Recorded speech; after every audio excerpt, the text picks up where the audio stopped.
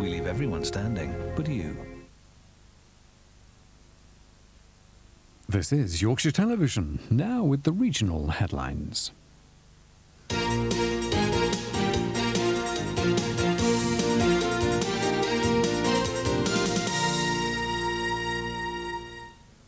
Good morning and welcome to Calendar. Residents in parts of Yorkshire are this morning counting the cost of repairs after fierce thunderstorms Inherited it from the tourists, and apparently no British constructor could bid for it. I think that's a sad reflection on the competency of the industry, but we have as we have, and we inherited it. Lottery money may be coming to the rescue of English cricket after it was excluded from the new Academy of Sporting Excellence. The Culture Secretary Chris Smith has hinted that cricket could get its own separate academy funded by the lottery, and he hasn't ruled out selling the television rights to test matches to cable and satellite broadcasters. After reports over the weekend that the sport was to be excluded from any national sports academy, Secretary of State Chris Smith has revealed that national lottery money could be used to give cricket the facilities it needs. Unlike football, cricket is going through tough times financially. Crowds for county matches are poor, yet without a healthy game at this level, England will continue to struggle when it comes to finding players who can win test matches. Having been a professional cricketer for 25 years, I don't think you could say cricket is a wealthy sport, and certainly cricketers are not that wealthy. To raise money, cricket wants the option of selling television rights to the highest bidder. One-day internationals have already been bought up by satellite. Unless more funding comes into the game, test matches could go the same way. Peter Staunton, ITN Sport.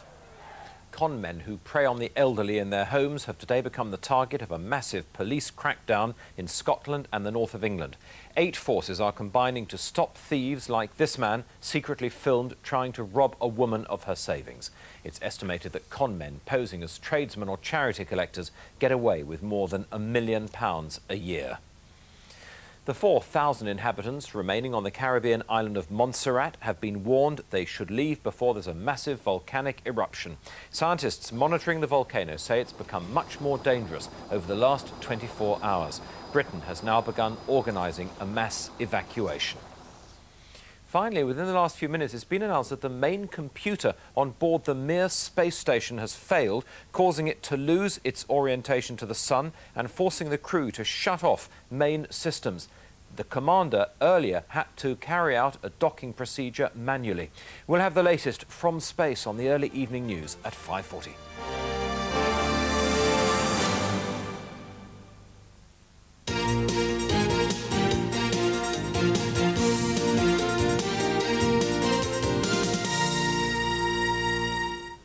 Good afternoon. Residents in parts of Yorkshire are today counting the cost of repairs after fierce thunderstorms brought widespread flooding to many homes and businesses. One of the worst affected areas was Doncaster, where fire officers dealt with more than 400 calls. As the floodwater subsided, the clean-up operation began in earnest. Only then did the full extent of the damage become apparent. There were shoes floating on the floor. There was carpet coming up in the middle of the floor, you know. Potatoes out of my potato rack floating. Everything but were just floating on the floor, and grass, and it smelled. And the fire brigade was swamped by more than 400 calls. It was the biggest emergency operation of its kind for several years. Every available tender worked all night non-stop.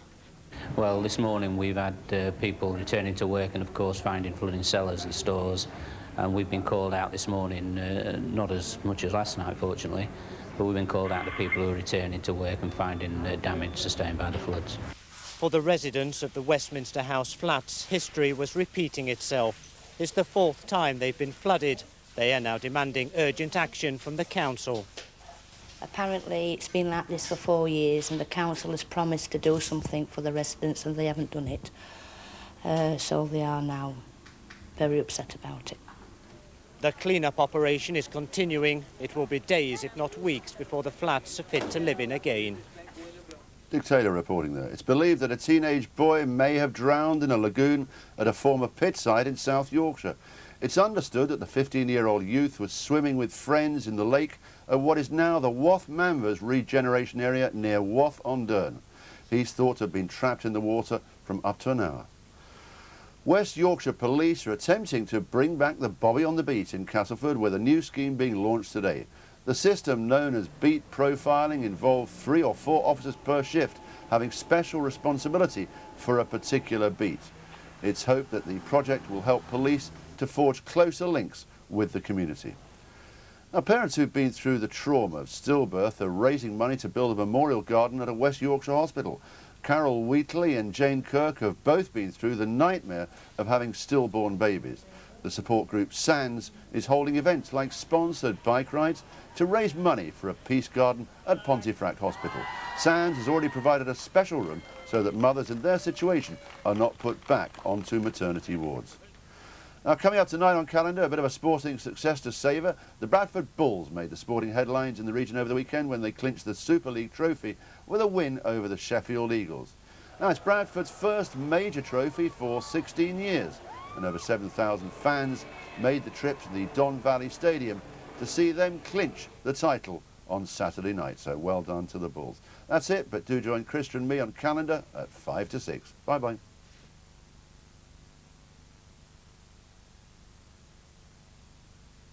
When you've shopped all day and the day wasn't long enough, simply dial 0800 478 478. With Next Directory, the pleasure lasts a little longer. Max Spielman understands that every photo's important, which is why they take such care printing them. So what makes Max Spielman photos so special? Good staff, good product, efficient service. Oh, the turnaround time is terrific. They're good quality, very friendly service, jolly good price. They're just very clear, good photographs. And with 24 photos from only 125. That's why I trust Max. Scotland. Just one number, just one question. For your autumn gold brochure, call 0345 511 511. Is that a picture of your daddy? Well, it was supposed to be a melon, actually. I'll just make it a bit rounder. Melons. Buy one, get one free.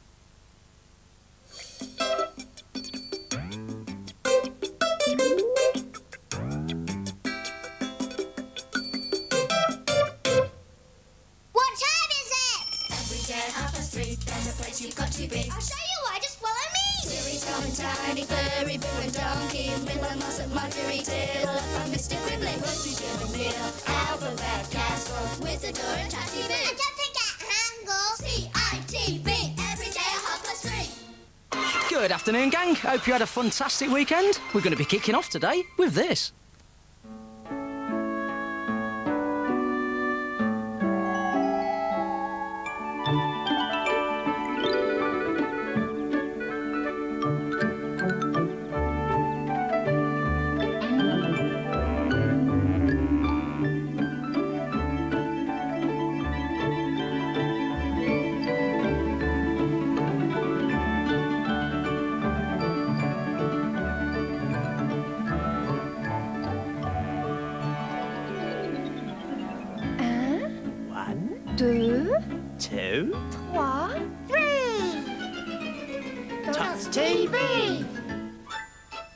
I'm a tot. Je suis une tot teeny. Tub. And tiny. With a tots and tot TV. 1, 2, 3, boo.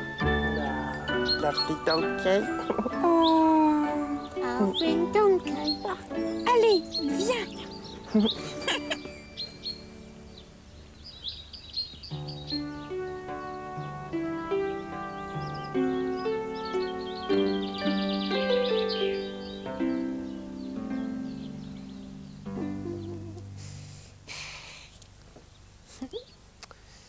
Go to sleep, little Teddy, go to sleep. Actually, Teddy, which bed would you like in my story? Do you like that bed or this bed? Do you know? I don't know why you don't sleep indoors, Tilly, especially when it's so windy. There you are. Try that one. Oh, see, that's Mum. Is that better? Oh, brilliant. OK, is there anything else then? Ma poupée, s'il te plaît. Dolly? All right, then I'll get it for you. Hang on. Telly. Oh, merci, Tiny. There you are. Right, that must be everything then. Oh, it's time for my story, actually, Teddy.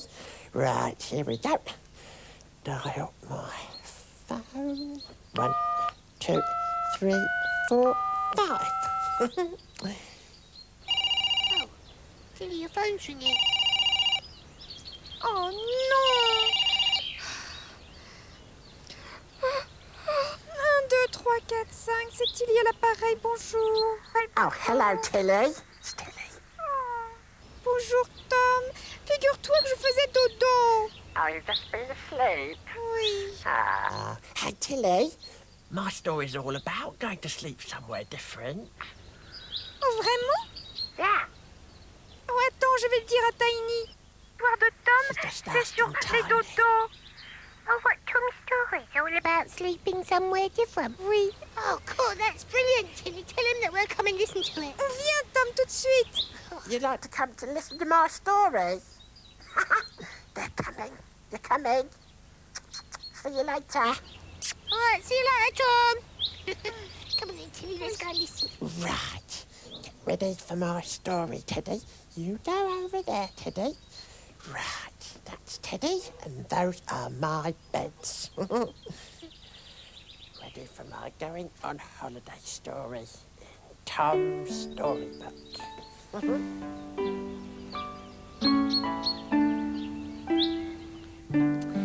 Ready, Tilly? Oui, Tom. Ready, Tiny? Yeah, Tom, I'm ready. Ready, Donkey? Right, this is my story by me. Once upon a time, Teddy and all his friends went on holiday to somewhere different where it was all snowy.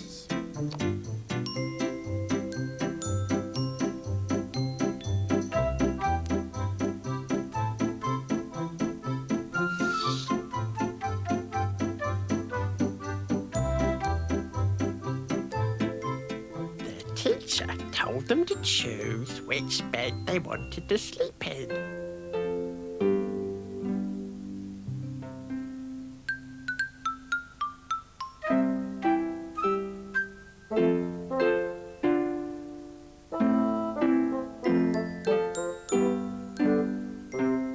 Bossy Rabbit was the last in, and he decided that he wanted the bed that Piggy was in. I want that bed, he shouted. Give it me. Now, said Teddy. Piggy was there first. Have this one.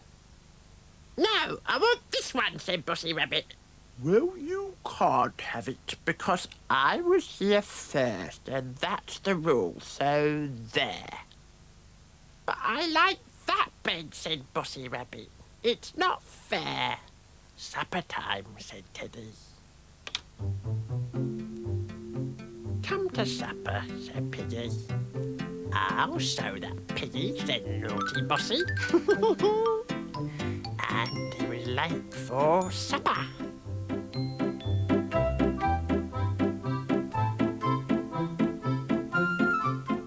Now, everyone's finished their lovely supper, and tomorrow you can all go and play in the snow, said Teacher.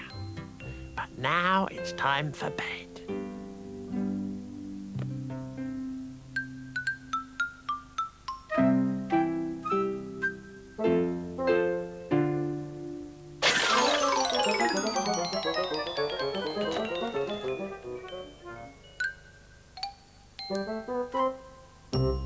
Oh dear, who did that? Said Teddy. Somebody broke my bed. I can guess who it was, said Teddy. That was very naughty. How can we be friends when you play such nasty tricks? Bossy was sorry. Never, never do that again. Oh, stop that crying, Bossy, said Piggy. Oh, please, please, Piggy, be my friend. I'm sorry. I won't ever be naughty ever again. Oh, please, please. Calm down, calm down. Who's making all the noise, said Teacher. Has someone been playing tricks? Oh, forgive us, please, miss, said Piggy. My friend and me were just playing.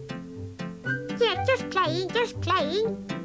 Time for bed, said the teacher. And that's the end of my story.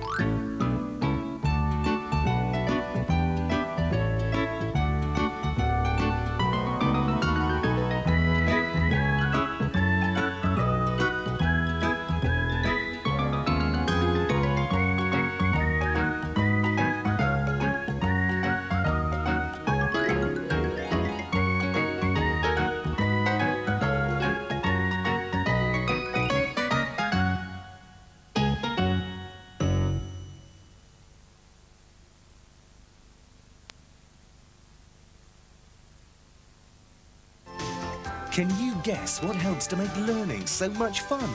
Riddler magic? Of course, with the Riddlers. Tuesdays 3:30 on CITV. And world headlines with John Suchet.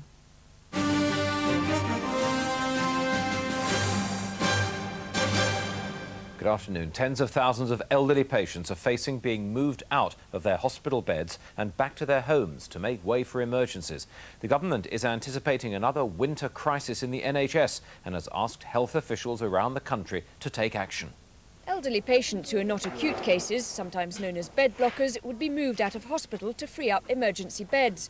The British Medical Association says it's a good idea. Patients, whomever they are, particularly when they are vulnerable, as when they are elderly, possibly chronically sick, possibly on their own, that they do receive the most appropriate care, and that is usually in a community setting, not in hospital except when they are acutely ill. But others criticise the plan. Well, I think there's something distasteful about playing past the patient with these elderly people. And what's worse, of course, social services have no money. In fact, they are even more cash-strapped than health authorities. But the government insists it's a matter of organisation, not resources. Health Secretary Frank Dobson says if necessary, he'll tour the country to knock heads together in health and social services to make the plan work. Lauren Taylor, ITN. The Labour MP for Renfrewshire West, Tommy Graham, is to be suspended by his party after allegedly spreading rumours about Gordon McMaster, the MP who committed suicide. A parliamentary investigation into Gordon McMaster's death concluded that he was the target of a smear campaign within the Paisley Labour Party. Mr Graham must now await the outcome of an internal inquiry by Labour's ruling body. The troubled fashion and textiles company Laura Ashley is closing down 2 of its factories in Wales. Nearly 200 people will lose their jobs as the company moves production overseas. Closure of the 2 factories is a huge blow to the local economy in Wales, but reflects the problems the Laura Ashley fashion empire has encountered. Since the 60s and 70s, when its floral designs were a byword for contemporary fashion, Laura Ashley has quite simply lost its way. Following a thorough shake-up of the company, it lost 3 senior executives. On top of that, the company warned that while it expected to be in the black this year, profits would be lower than anticipated. Analysts say it could signal the end of production in Wales. Well, clearly, production costs in Wales are much higher than they are in the Far East. For a long time, Laura Ashley has stayed true to its Welsh roots, but really, at the end of the day, economics has won. The latest evidence from the shops is encouraging, with sales up 17% in the first half of this year compared with last. But the pace of change in the high street fashion industry has been so fast, Laura Ashley still has a struggle on its hands. Mark Webster, ITN. A judge this afternoon granted an order banning Greenpeace from trying to disrupt drilling work by BP. It's another blow for the environmental group, which is being sued by the oil giant. BP says it wants to get back the revenue it lost when Greenpeace activists occupied its Stena D rig. Greenpeace says it faces financial ruin if BP wins its legal action. The engineer Colin Fallows' attempt to break the British land speed record has run into trouble on the first go. He was hoping to clock 350 miles an hour in his dragster in North Yorkshire. But that flash signaled that a bird had been sucked into its jet engine, forcing him to abandon the attempt. But he's going to try again in just half an hour from now. We'll have full coverage of that on the early evening news. Also, as Blackpool opts for plastic white chairs, is this the beginning of the end of the traditional British deck chair? Join me for the early evening news, 5:40.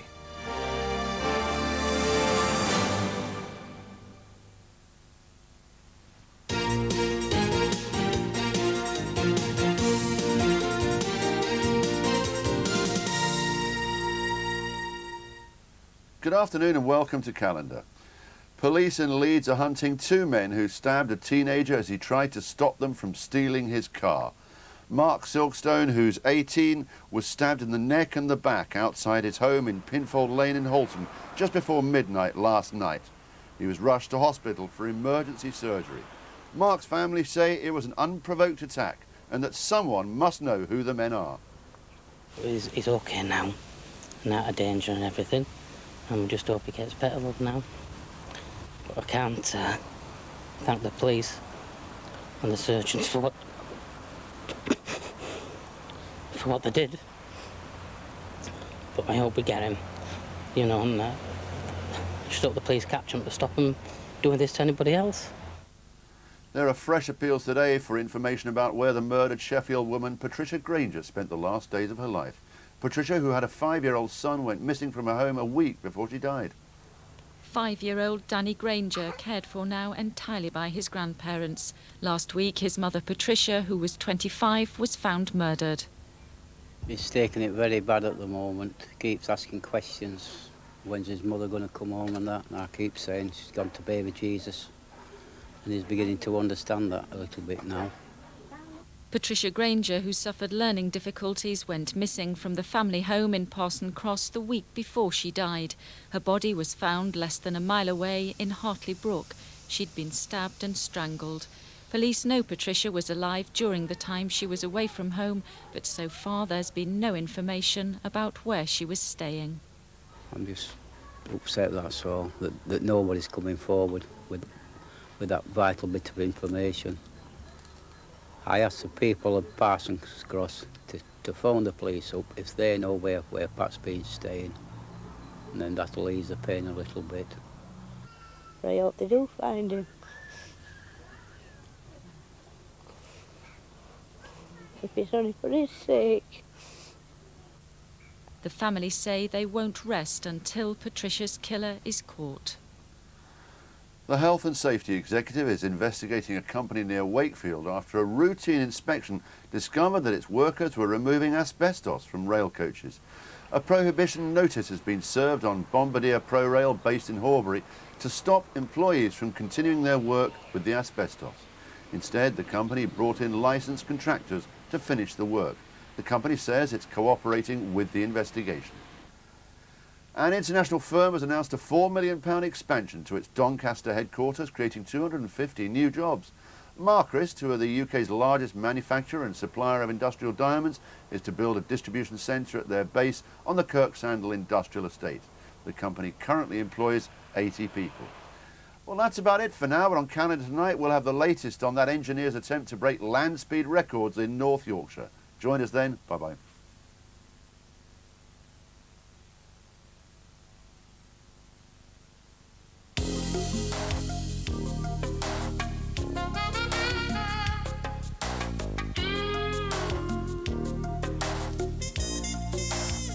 In 5 special edition packs, Walker's new cheese and chive flavour are so irresistible.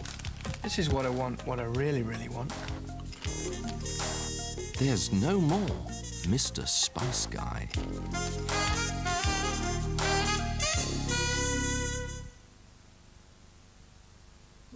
Stubborn dirt like this can be removed with tough scourers, but they can also scratch delicate surfaces. New Vileda Active Wave is different. Its special coating is made from per-active material which breaks up the dirt and lifts it clean away. It's effective even on tough baked-on dirt. Perfectly clean and without a scratch, even on really delicate surfaces. New Vileda Active Wave. Tough on dirt, but gentle on surfaces.